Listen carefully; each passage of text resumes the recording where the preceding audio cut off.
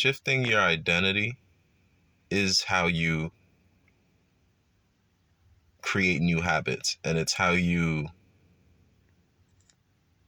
go from needing motivation to not needing motivation to do desirable um, actions and to create desirable outcomes. Like, it's through shifting your identity.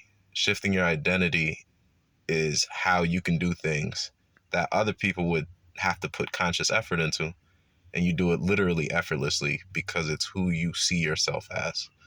Otherwise, there's friction, and then you need motivation.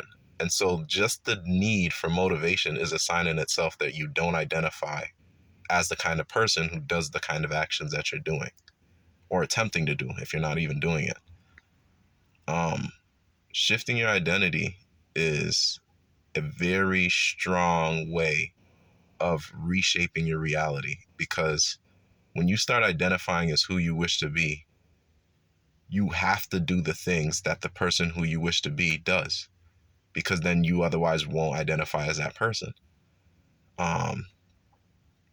This is the only kind of identifying that I think serves humanity in a very positive way, because identifying as something that you can't possibly be, you can emulate the actions and the traits of those entities, but you still won't be it. You can't, if you're a human, you can't actionably say, I'm going to identify as a frog, but you can say, I'm going to identify as a hard worker. I am going to identify as a millionaire or billionaire. Or if you want to be a millionaire, then you identify that, okay, that millionaire's key core traits, some of them are frugal spending, but some of them are also hard work.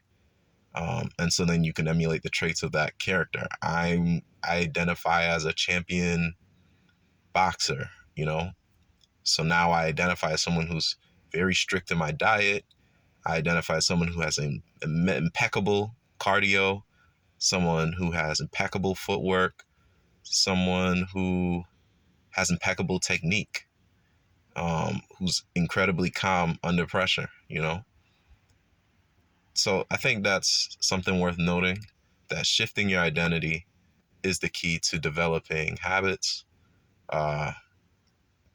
new habits. And so then when you feel the need for motivation, the need for motivation is a strong sign that you do not identify as what you are trying to do.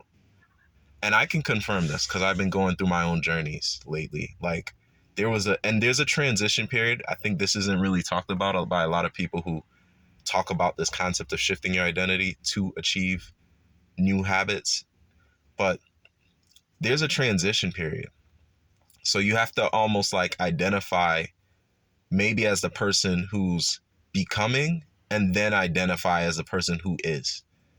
I think that may be a more natural progression because, for example, some of the newest habits that I've established are going to the gym regularly, playing chess frequently to help me improve my sense of visualization, and also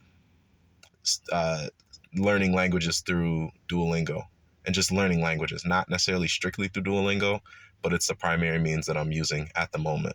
But I supplement. I'm getting to the point where I'm going to start supplementing with other sources through YouTube and through watching TV series on Netflix that are purely spoken in Spanish, and maybe I'll watch the English subtitles. But I gotta achieve some other things first, and eventually that'll be the next step.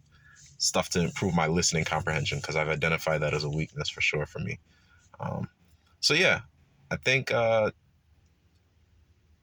yeah, shifting your identity is key to building a new habit, and it is key to establishing who you want to be.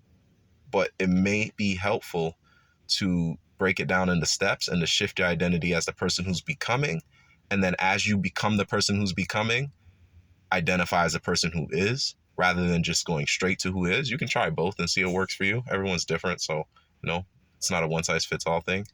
And also to notice that motivation in itself, the need for motivation rather, signals that you are not identifying as the kind of person that does the action that you are seeking motivation to